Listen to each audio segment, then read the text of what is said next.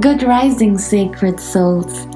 I am very grateful for your presence in this moment. Today I'm going to talk about the nature of thoughts. The saying goes, thought is the father of all things. While many are familiar with this phrase, few truly grasp its profound meaning and the immense impact it carries.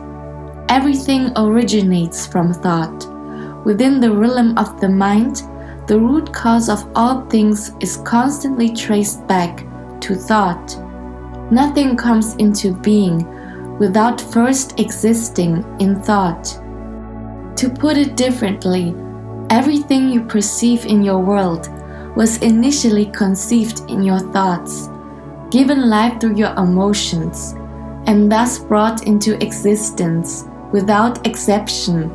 You are the creator of your own destiny. Through the influence of your thoughts, you stand as a co-creator of the universe. The implication is clear.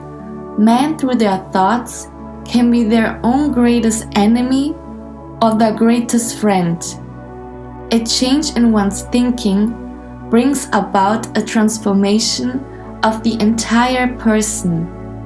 Everything is thought or electronic light energy, just as invisible water vapor equals humid air. Visible water vapor equals clouds, water or ice. Always the same substance at different energy levels or vibrational planes. So are thoughts the essence of all visible and invisible things. Ultimately, all things are thoughts at various energy levels. The inherent quality of everything, especially its visibility or invisibility, is solely determined by the frequency or vibrational rate of thoughts. Matter, in essence, is like solidified thought. Just as an airplane propeller becomes unseen as its rotation speed increases, similarly, ascended masters are usually beyond our sight because the frequency of their electrons is too high for us to perceive. However, they possess the capability to deliberately slow down the frequency of their electrons, making them visible to us. Thoughts represent an invisible form of hyperlight for us, electron entities devoid of a material casing that might reduce their vibrational frequency. This electronic light energy operates within energy quanta capable of moving at speeds exceeding that of light.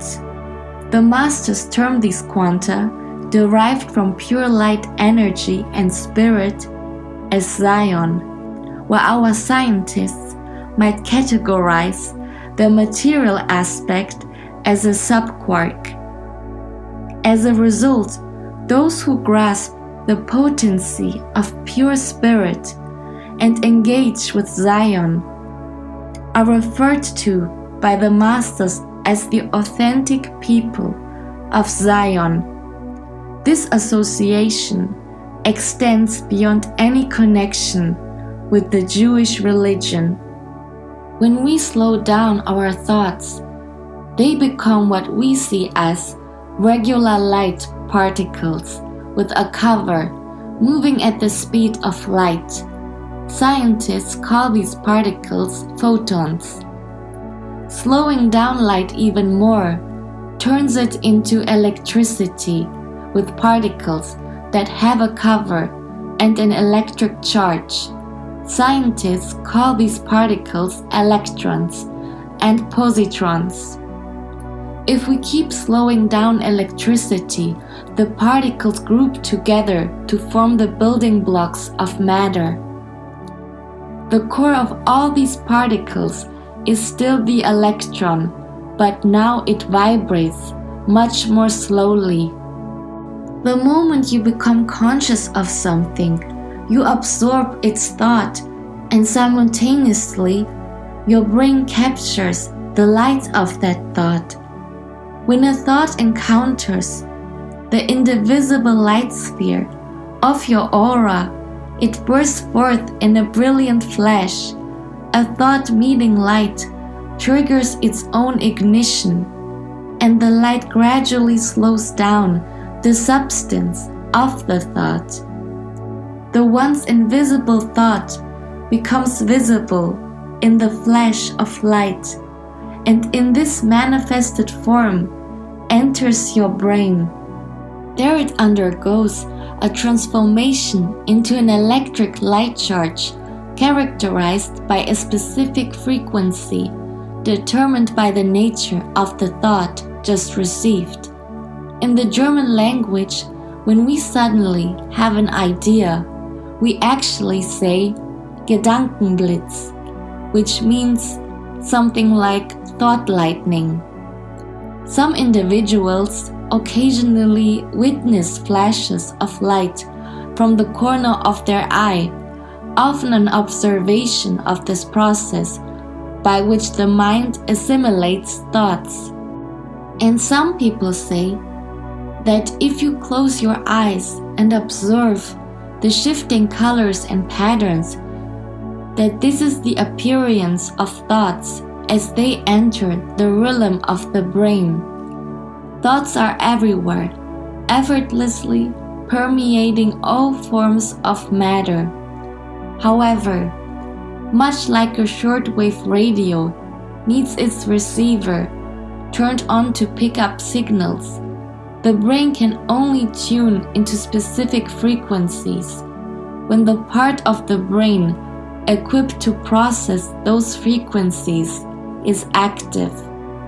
Your brain's capacity to tune into different frequencies of thought is regulated by a powerful instrument, the pituitary gland, positioned between the right and left hemispheres of the brain. It looks like a bulb with a small opening at the slender end, or when viewed in cross-section, resembling a pedal. Any thought frequency not dismissed by the distorted ego converts into an electrical current. When this current of thought enters the cell as a spark of light, it ignites the cell, causing the gas to expand. The cell undergoes a cloning process, doubling itself. It regenerates and rejuvenates by recreating itself.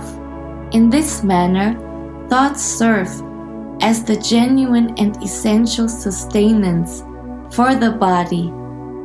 Thus, all molecular structures within your body are truly manifestations and outcomes of the thoughts you embrace at every moment of your existence. Thank you for taking your precious time and expensive energy to listen to what I have to say. And may you always be a magnet for miracles and deep healing. With raining stars in bloom and drowning roses of dreams, just me.